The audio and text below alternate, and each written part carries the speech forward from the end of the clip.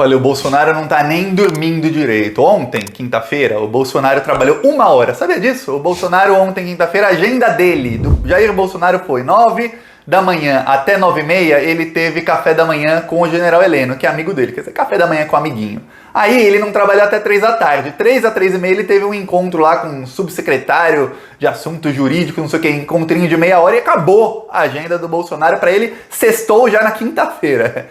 Pra gente vai sextar agora, já já. Mas ó, semana que vem o Lula estará em Brasília. A mídia já noticiou, o Globo noticiou, vários portais da mídia noticiaram. O Lula tem uma agenda em Brasília na semana que vem. Semana que vem é quando vai explodir Brasília com os depoimentos de Mandetta, Nelson Tait, Eduardo Pazuello, Queiroga e do presidente bolsonarista da Anvisa. Todos eles vão depor na semana que vem. O Lula estará em Brasília. Ele tem uma agenda confirmada que é, pelo menos por toda a mídia, o próprio Lula não confirma a agenda dele, mas por motivos até de segurança, é bom que não confirme mesmo, mas é na Embaixada da Rússia. Deve tratar da vacina da Sputnik, que eu falei aqui no vídeo de ontem. Tá.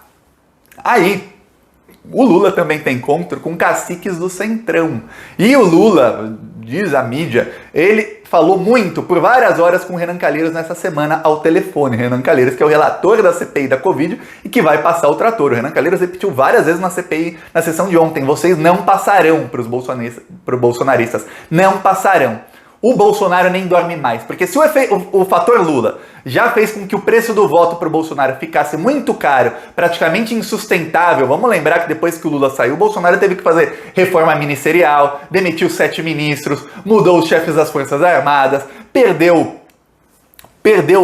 poder, cacife pelo menos, para comprar voto lá em Brasília, sofreu uma derrota atrás da outra no STF, a CPI começou, quer dizer, o fator Lula acabou com o Bolsonaro. Agora teremos o fator Lula em pessoa. Sabe aquelas séries que aparecem alguém voltando assim triunfante depois de um tempo? É isso, é o Lula em Brasília na semana que vem. Eu vou falar o que está acontecendo, como o fator Lula está tirando o sono do Bolsonaro e como isso influencia até na CPI da Covid. O Bolsonaro sabe, é por isso que ele está desesperado, ele está virando a artilharia dele contra o Lula, porque ele sabe o que está para vir.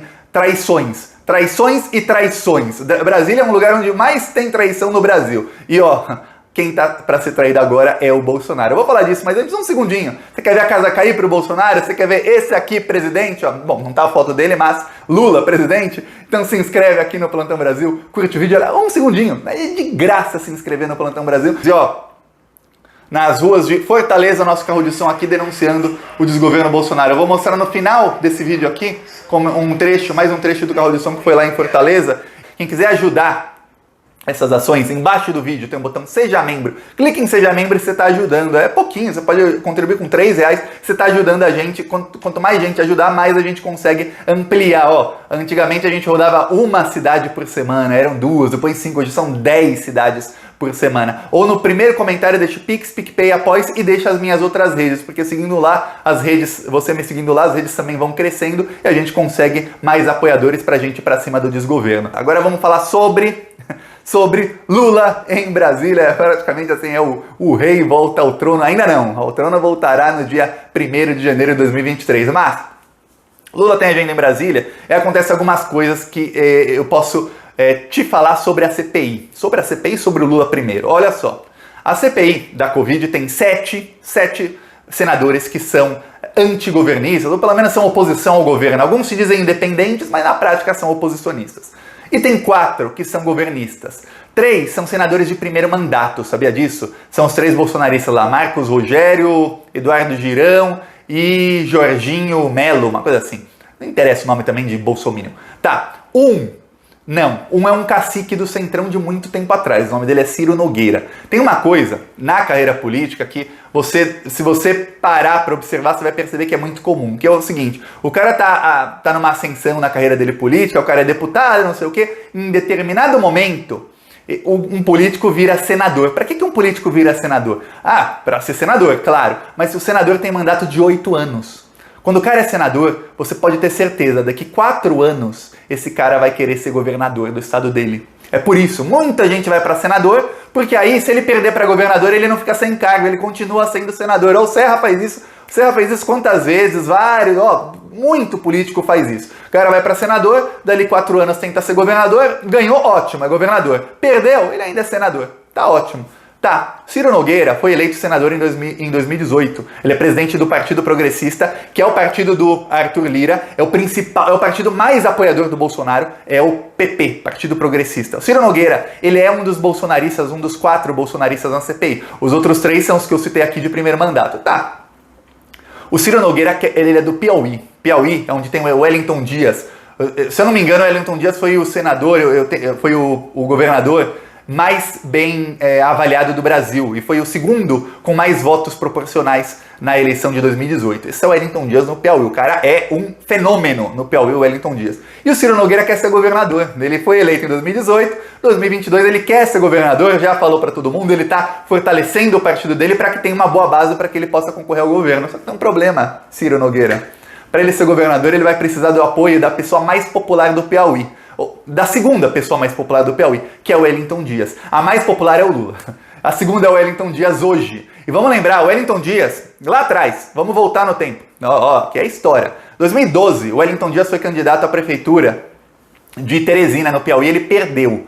Ele perdeu porque ele não tinha o apoio do Ciro Nogueira, que até então era o bambambam do Piauí. Em 2014, o PT conseguiu a aliança com o Partido Progressista lá no Piauí, e com o apoio do Ciro Nogueira, que já era presidente do PP, o PT conseguiu eleger o Wellington Dias. Só que aí tem uma coisa que começou a acontecer em estados do Nordeste, que é o quê? Os caciques do Centrão que estavam lá, famílias que estão lá há décadas, começaram a perder a eleição e começou a entrar gente do PT. E esses do PT começaram a ter 70%, 80% de aprovação. Muito mais do que os caciques do Centrão, que não conseguiam mais ser eleitos. Não conseguem mais. Hoje, a coisa mudou. É completamente diferente, vai ser em 2022 do que foi em 2012.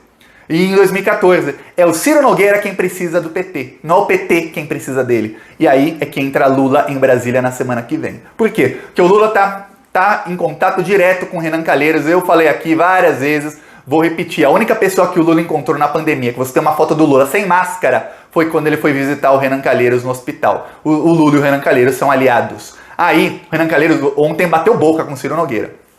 O Ciro Nogueira tá estressado, que ele tá vendo o que ele vai ter que fazer. Ele vai ter que pular do barco do Bolsonaro, porque tá fechando o cerco ao Bolsonaro. E aí é o seguinte, quando fecha o cerco, quem continua dentro do cerco vai ser descartado. Ciro Nogueira, a hora de pular do barco tá chegando e tá se adiantando. O fator Lula tá fazendo com que a hora do Centrão descartar o Bolsonaro seja cada vez mais próxima. E aí a CPI adiantou isso em muitos meses. Isso talvez acontecesse só lá pro meio de 2022. Bolsonaro talvez conseguisse sangrando até lá. A CPI adiantou isso em muito tempo, porque agora Bolsonaro vai ser trucidado em rede nacional. Aí entra o Lula em Brasília e o Ciro Nogueira é um dos aliados do Bolsonaro na CPI. Mais do que isso, o Bolsonaro depende completamente do Partido Progressista para não sofrer impeachment e para não sofrer pautas bombas no Congresso, que são piores que impeachment. Que eu te falo, se o Bolsonaro sofre impeachment, ele cria uma narrativa e ele tenta a eleição dos filhos dele no ano que vem. Mas, se o Bolsonaro sangra muito, e aí sofre impeachment, ou consiga ir sangrando até 2022, isso a gente vai ver mais pra frente, o Bolsonaro não se elege nem mais para síndico de prédio, ele vira um Aécio Neves da vida. O Bolsonaro tá tendo pesadelo todo dia com Lula e Renan Calheiros e já os atuais aliados dele vão entrar nos pesadelos dele, Não perde por esperar, senhor Jair. E senhor Jair da Casa de Vidro lá tá bombando.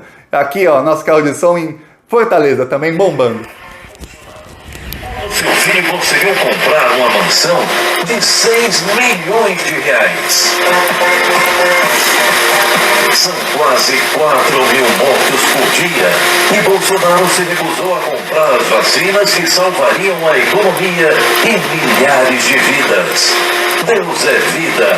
Bolsonaro cheira a morte. Se Bolsonaro quisesse salvar os empregos e a vida das pessoas, teria comprado vacinas e não cloroquina.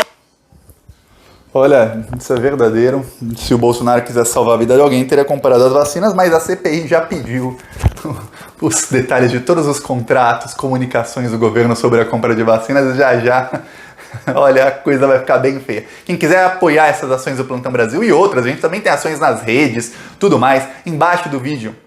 Seja membro, no primeiro comentário, Pix, PicPay, Apoia. Vamos continuar indo pra cima desse desgoverno, dessa corja aí assassina. Falou!